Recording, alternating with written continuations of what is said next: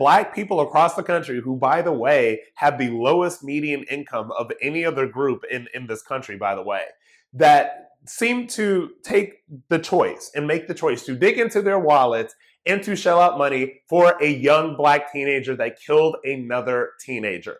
This is what we glorify in Black culture. This is what people stand up for in Black culture. And I'm tired of people being too afraid to say what is really the truth about what's going on in that community. Now, I've been all over this on TikTok and on Instagram, and I don't really get into too many of the comments, but what I've been seeing from a lot of these Black people that are in the comment sections writing against me, like calling me all the names that they always call me, is that they're saying, well, Karmelo Anthony, like that white kid shouldn't have been an aggressor. You don't get up in people's face, and you don't get up in people's face like that. So what you are telling me is that if somebody gets into your face and if somebody is aggressive towards you, then that gives you the right to kill them.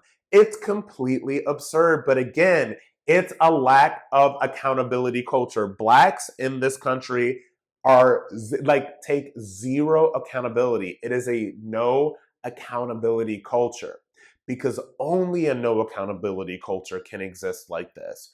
Only a zero accountability culture can be where Blacks are in society right now, at the lowest bottom of the barrel when it comes to income, when it comes to wealth, when it comes to net worth, when it comes to education, like all of this stuff.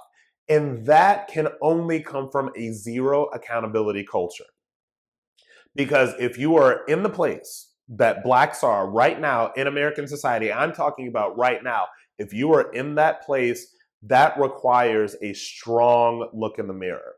That requires you basically saying that I cannot be right. There is something that I am doing that is wrong. And if you find yourself in a tough spot in your life or in society, generally, you have to look inward.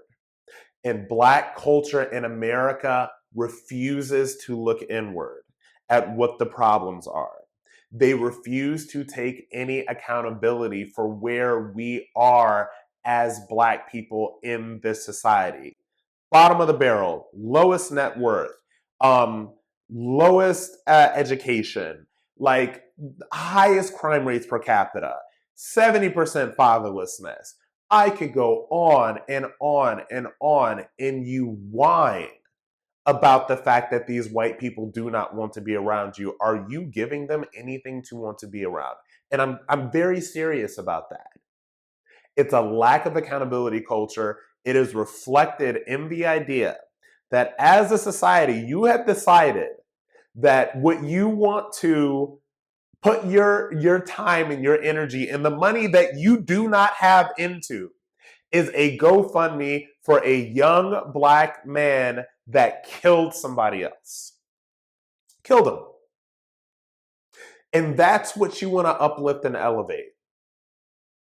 And you want to denigrate and downgrade the Black men that are doing something for themselves, that do make money, that are educated, that do have families that they take care of, just because they may have some more conservative leanings, or maybe just because they voted for Trump, or they didn't want to vote for Kamala Harris or whatever.